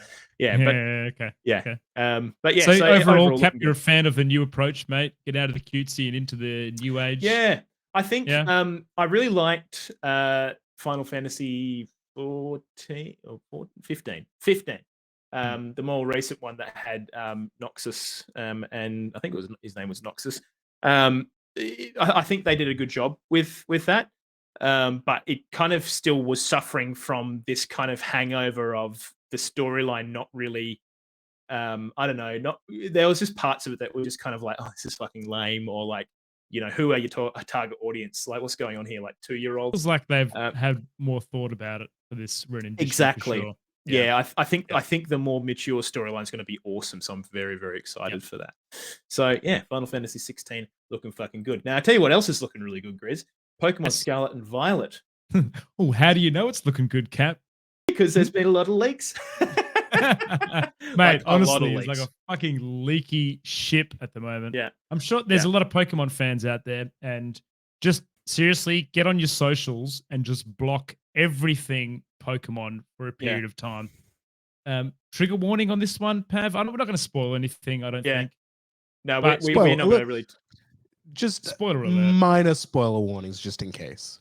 We're talking about Pokemon. Look, I'm going to keep this pretty quick, but essentially what has happened, this game is not due for release till I think it's next week, Cap, or the 19th or something maybe. But someone streamed like 20 hours of gameplay. Someone was streaming it on Twitch. Illegally, someone was FYI. streaming it on Trovo. And literally the full game just going to town. The chat was absolutely popping. I posted it in the OGR Facebook thread, and I popped in there myself and had a bit of a look, and literally just playing the game, going nuts. Which is fucking crazy. Now, a bunch of other like outside of just that stream, a lot of stuff has kind of been leaked online. So I always wonder how this shit gets out, because people are suggesting family testers or something. I don't know. Like, has someone stolen a copy? Like, Pav, do you know much about how they got the copy? I could be wrong, but I'm pretty sure these kind of copies can be sent early under embargo to like distributors, and it could be rogue employees or maybe a box got stolen. I don't know. Could Yeah. be. Yeah, it could be. Yeah, something I've heard like of that. people like EB receiving games ahead of time and stuff like that. Even Yeah, some oh, people dude, with absolutely. pre-orders can get their games ahead of time and things, can't they? Like some people in certain situations. Yeah. I don't know. Yeah. Now, I think so we still hadn't seen things like evolutions for the starter Pokemon. Those are all available now. Yeah. So again, if you want that to be a surprise, probably avoid social media. I am not going to say much about the evolutions at all, but I'm just going to say Fuecoco is definitely my starter Pokemon based on the evolutions. It looks fucking sick. Very good. Have you Cap- seen those yet? You have seen them. Okay. Who are Have you seen it. thinking? Who are we thinking? I'm not a fan of any of the finals, but Really? I think Fuecoco is still my favorite, but I'm not a fan. Yeah. Okay. Yeah. Um, I thought that'd be an average too, but still my Apparently, favorite. every new Pokemon in Scarlet and Violet has been leaked. By the way, boys, if you want, you can literally get the fucking list. Wow. Every Pokemon for that full game. has been- Pokedex. Yeah. Holy shit! Wow. Okay, that's kind of brutal. And I think, like, I wonder what Game Freak are like. Are they going into meltdown right now? Are they putting up like cease and desists? Like, what's the go? Like, I don't know, mate. Diablo 4's got the same I issue assume- with those. Surely they're going to stop doing the family. Diablo Dude, 4's this got to is- stop doing the family. oh, and friends Blizzard's shit, gonna right? have to, man, because like, and probably Game Freaks probably. I don't know. Again, this might be an early copy because that was another thing. Is they were saying that the streamer, when they were getting to kind of open areas, the frame rate just tanks real hard. So maybe it doesn't have day one patches applied to the game, but that does worry me. Again, we've had the same discussion. The Switch needs to fucking die. We need a new king. You know, so I hope that Nintendo's looking at this game and going, fuck, we can't even create a reasonable open world Pokemon game anymore because we're so fucking you know, hardware limited. And Ho and Honey's in the chat not getting particularly happy about the words Shut I'm your saying. mouth, Cap. Yeah, Yeah, but fuck. it is time for a fucking upgrade, Nintendo. Thank you very Woo. much. Where's my Switch Pro? Mhm. But yeah, so overall, a lot of fucking leaks, Grizz. So Yep. poor old Game Freak Leak. trying to quickly patch up the boat as we speak. But I mean, it's probably not going to do much help with the game releasing this week? Isn't it this week? I think it's this week, mate. I think Yeah. it's the 19th. Could be wrong, but I'm pretty sure that I thought it was 18th. rings a bell. 18th Friday. It's on Friday. Friday. Friday, baby. I'll probably go and grab a copy and play Fuecoco. You go, Fuecoco. There you go. You go. You go. Yeah, so very leaky. Now, Grizz, we forgot to do the OGR pulse. Let's fucking dive straight into that. Yeah, let's do that. All right. So, Grizz, this week we wanted to know the answer to a simple question. Mhm. Very simple. What's better, new school Doom or old school Doom? Okay, so we asked that question. Now, Grizz, do you want to give us the breakdown of the votes? Yeah, sure. Old school Doom brought up the rear with 37% of the vote. New school Doom won with 62.5. Now, I voted for new school Doom, but So did I. I feel like I wanted to break this down a bit, Cap, because Yep, I like yep. them for different things. Yeah. Probably should have put that in the comments. Put that kind of shit in the comments next time Hey, you do it. We kind of said that. Like, let us know why in the comments. Yeah. Okay. So you had the opportunity. We got The 24 votes, nostalgia obviously is massive, but when you're trying to compare a game that hasn't got even like mouse look, that is very old, I think the nostalgia is better. But seriously, dude, the 2016 Doom was just a banging game. It was It's a honestly cracker. the perfect iteration on a game like that because how do you do? I mean, obviously we had Doom 64, and we also had the I think it was the 2000 and something 2003 Doom that was on console like Xbox and stuff, and that was actually legitimately fucking scary.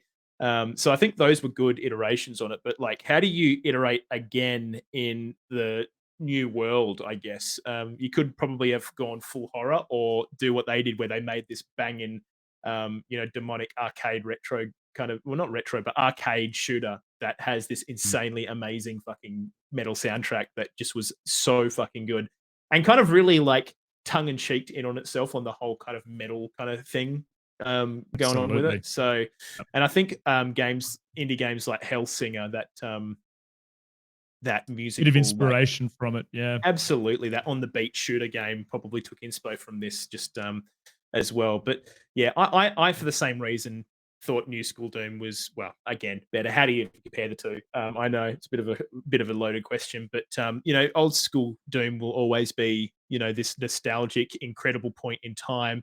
Similarly to a game like Final Fantasy VII, where it just changed the way people thought about video games. And New School Doom just did the perfect rendition of that game in the current era, I think. So I agree, yeah. mate. I agree. Now, we had a comment from Gamma here, Cap, that said, first time I ever played Doom was the PC 1995 version, which had DirectX support, and the game was amazing in terms of graphics, gameplay, and overall fun. I own this, which includes a Doom 1, 2, 3, and also Doom 64 physical, and it's like a full collector's edition. It's crazy, man, because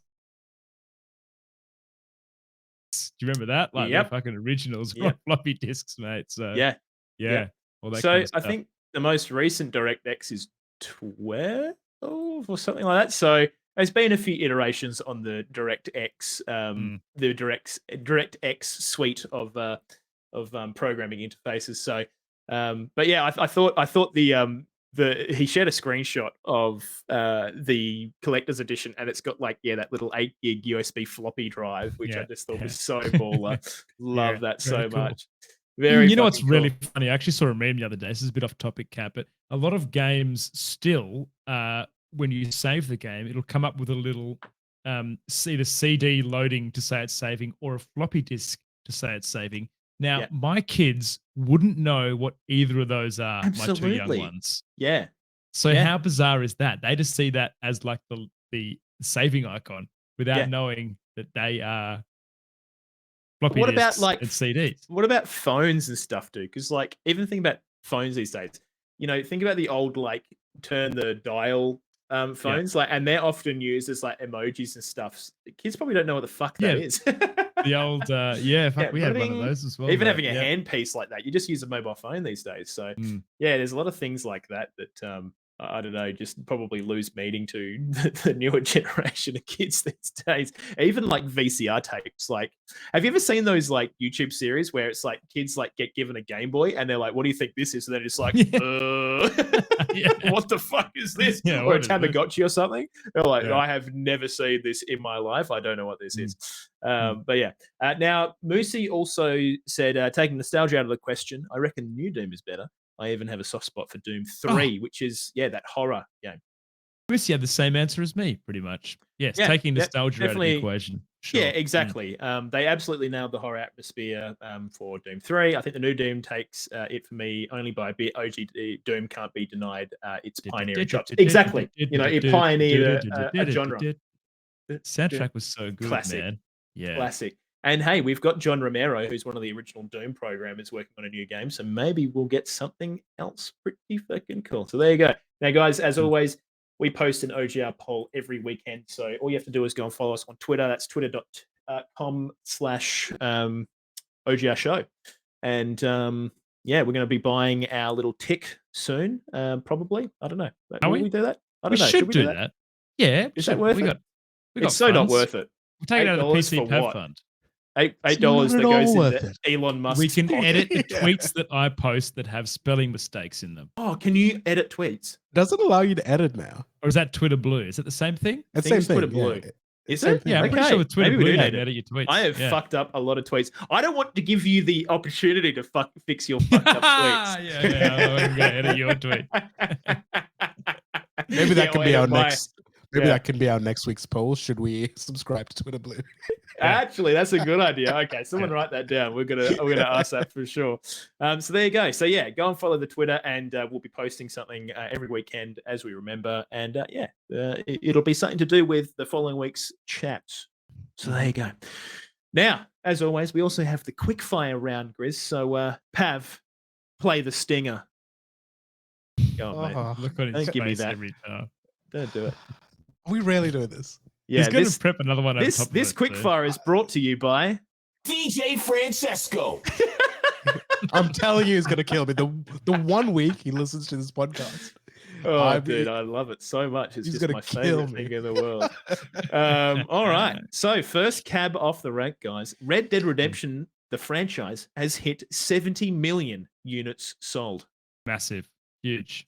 That's unbelievable. So that's 2 Spoilers. games, man. It was all Kamikaze Cracker. Bought every one of Yep. those. Bought it 70 million times. Yep. But yeah, honestly, that's absolutely fucking astronomical. So that's 24 million for Red Dead Redemption 1 and 46 million for Red Dead Redemption 2. So, almost doubled the amount of for number 2, which is honestly crazy. So I'm sure that we'll probably see another iteration of that game eventually. So there you fucking go.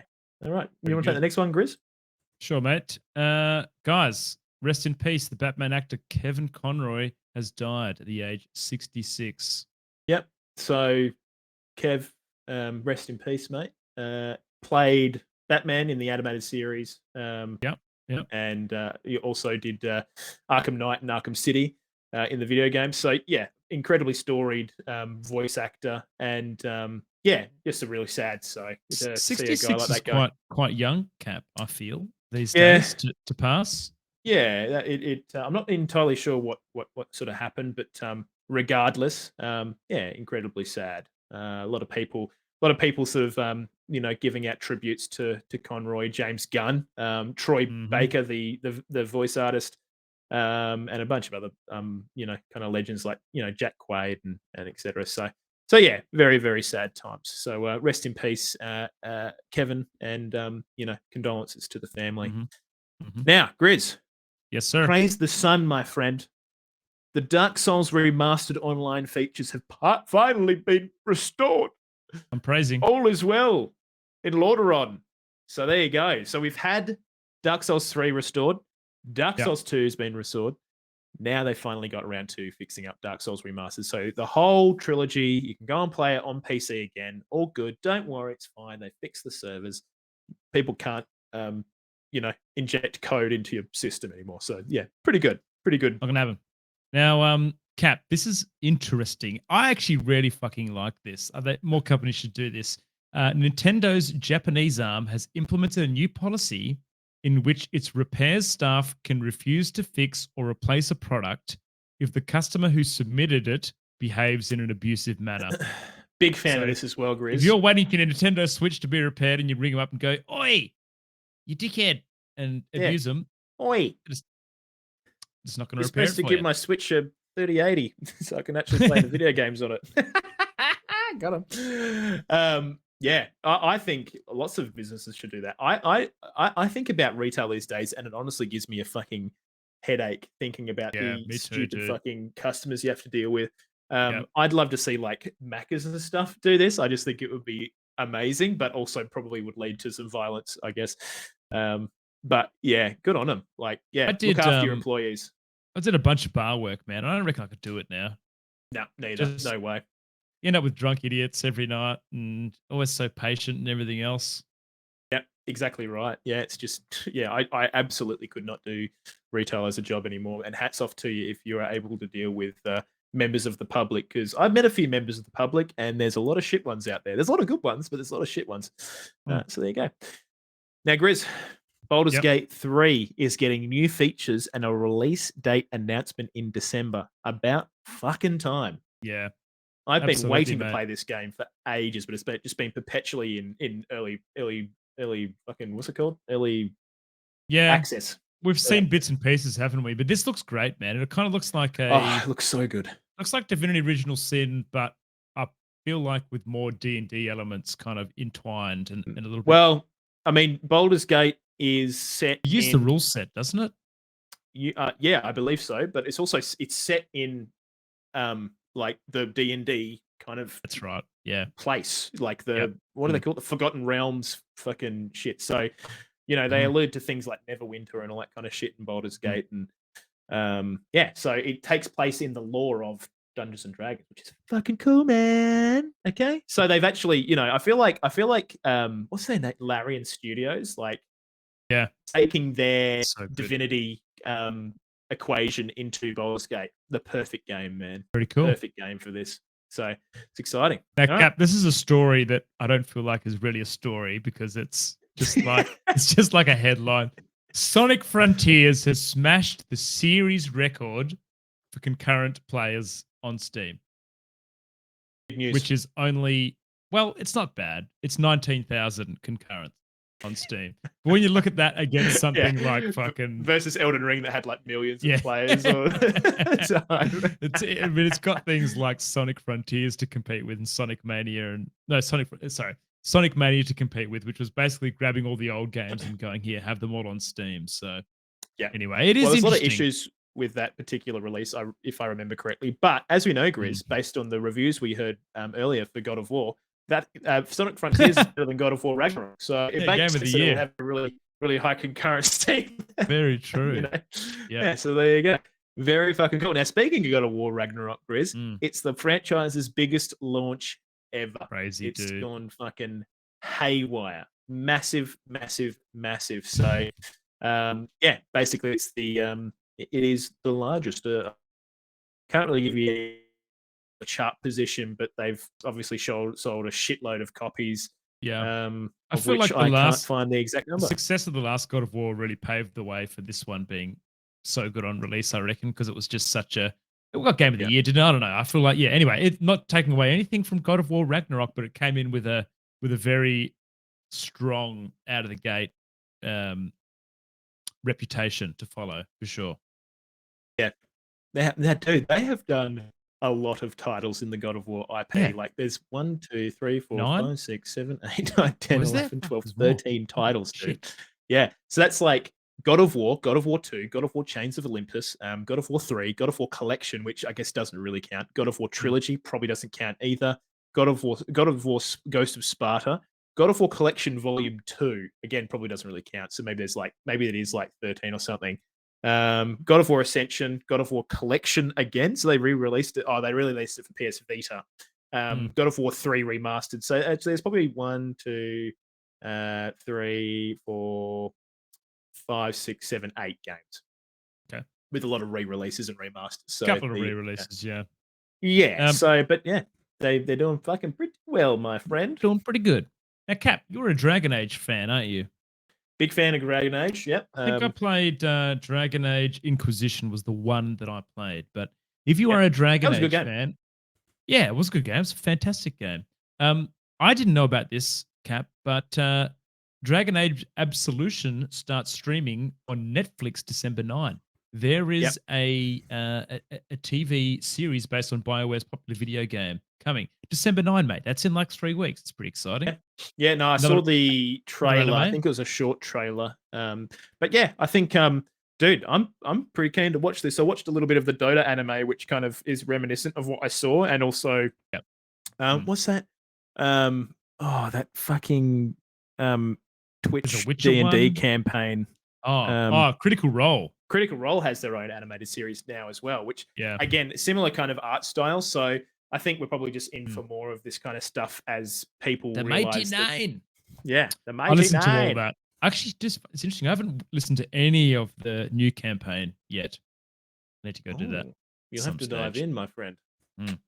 Well, there you go. Now, Google Stadia. They're doing the refunds this week, Chris. So if you had any refunds pending for Google Stadia, you should be getting your money soon. So be Couple of bucks. excited. Google Stadia, as we know, Google's closed down its cloud gaming platform Stadia, and it is refunding things because it promised you that it'll be up forever. And guess what? It is not up forever. It is actually not getting closed down. And it has. Are they already giving been, I people believe. physical bucks, or are they giving them like refund Google bucks? Well, that's a good question. I assume the refunds would have to be money because Okay. I don't know, unless there was something in the contract that you signed, but I don't think so. So Right. yeah, Okay. there you go. But anyways, that's the show. That's the whole Show, freaking lot. baby. Banger. That's the whole freaking thing. So That was a great yeah. show, Cap. Lots of great Yeah. stories in there. I liked that. yeah, I think that Mick Gordon thing takes the cake though. Like, holy fuck, Yeah. what a poor dude. I feel terrible for that guy. Yeah, man, he I handled hope it so that- well. Oh, absolutely. What dude, imagine the mental anguish that you would be going through having to deal Yeah. with that on the daily. Brutal. Absolutely brutal. So yeah, look, ultimately, I hope Mick Gordon gets some kind of retribution, whether that be financial or something happens to Marty Stratton in terms of his professional career. But I don't think Marty Stratton deserves to set foot in a game studio ever again, in all honesty. But if what he says is true, which I can only imagine would be. But yeah. Yeah. Anyways, there you go. But yeah, now guys, as always, thank you so much for listening, either via podcast or live here in the chat. I just want to say thanks to people like Kamikaze Cracker, Blindsided Moose, Straight Jacket Jim, Ho and Honey, and a bunch of other fucking legends that have been hanging out here, including Snippo and Sukai. Cal Drogo was also floating around. But yeah, you too can join us every week, 7 p.m. AWST on Monday nights. That's again 7 p.m. AWST. Go and follow twitch.tv/Oceanic Gaming Radio. And yeah, you'll find us there. That's what we stream live. Otherwise, you can listen to us on your favorite podcasting platform, Spotify, iTunes, the whole lot. Now, if you do listen to us via your favorite podcasting platform, we would really appreciate it if you would go ahead and give us a review and make sure that it's 5 stars and gives us an incredible, just a gushing review of how good this podcast is. But look, in all honesty, a review will be really wonderful if you give us a cheeky review. And We've had one of those recently, Cap, and we didn't even have to pay the guy. Can't believe it. No, I can't believe it. I think he actually pays us. It's true. So there you go. Thank you, J-Liz. We really appreciate it. Now, on top of that, if you can just sort of let friends know about this podcast, that'd be fucking cool. We want to grow organically. And if you know anyone that might enjoy listening to us talk shit for an hour and a half plus, yeah, send them our way.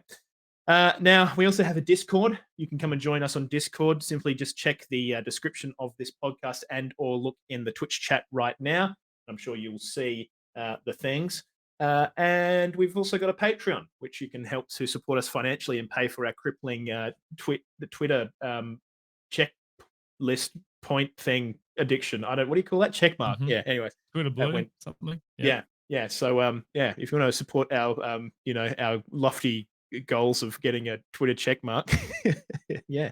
Also fixing Pav's computer. But yeah, so there you go.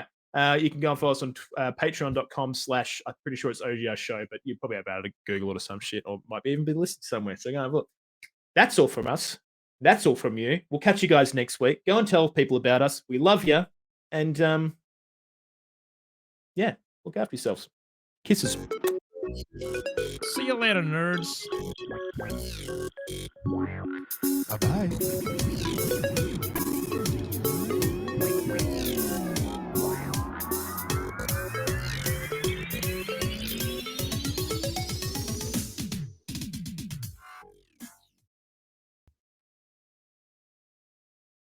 No, Kazi.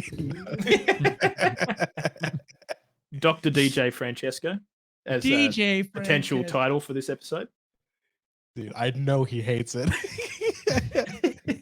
You know, if it wasn't like his old DJ name that people could actually find him with, it would be like free promo. Yeah. But no one can find him from DJ Francesco anymore. Classic. Yeah. No, I love it. It's just too good. It's too fucking good. Tragic. I'm gonna need to like update our sticker. What does he actually call himself now? Is DJ Frankie Mac? DJ Frankie Mac. Okay. DJ Frankie Mac. It doesn't have quite the same ring to it. No, quite. DJ Francesco. It's just now we need a title. I need to bounce in a second. Well, I think it needs to be. I had a thought about this. It needs to be something about. I reckon we just do like, is ID software doomed? I don't know, something like that. Oh, that's good. Yeah. Is that too niche? Maybe. I think. Do we want God of War in there or not? Is Pretty God big of War topic. developer doomed? Yeah, something like That what you like? that. Is Ragnarok doomed? I don't know, something like that. Gore Doom of War, Rage of Rock. Cap of War. Doom of War, Rage of Rock. Cap of War. How about we need something clickbaity. Jim, let me know when I can come on the show, mate. Want to come and have a yarn? Big time. Oh my god, that'd be pretty cool. Get him in.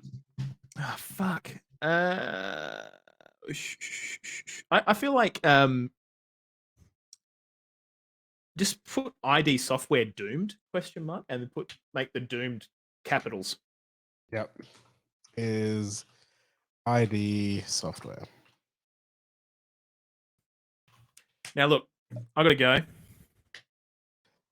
Full caps Doom with a small ed. Doom. Yeah. Who do you guys want to? That's it. Who do you guys want to raid? We don't have even looked, hey? Any mutuals? Stormy streaming. Stormy. We could do Stormy. We haven't done a Stormy in a few weeks. Yeah. Yeah. I'm down. Chuck us over. Can you do the raid? I cannot.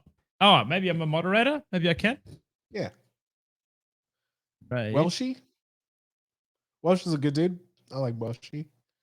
Okay. We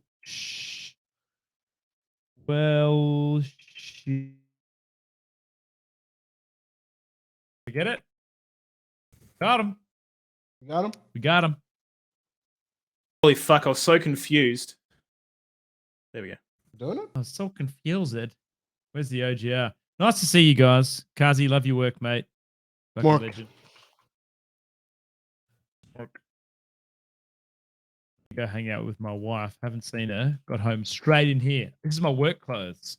Still in the old work clothes, boys. And girls. Have. Yeah. You like my haircut? Thanks, Kazi. Cheers, man. You get a fresh cut. Have the files fucked. File's fucked. How far in? I mean, like the beginning into all the way. All the way. Oh, fuck. Yeah. I guess we're using Twitch. Might have to pull the VOD. Sorry, dude. Yeah, we'll pull the VOD. I don't know what's wrong with it. I'm gonna have to do some investigation this week. Yeah, Or maybe we get Grizz to record it. Yeah, I can give it a go, mate. I know, I can do Give it a it. shot.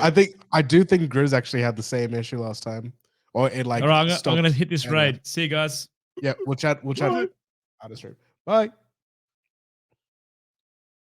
Fuck, eh? Brutal. Damn. Yeah, it's the whole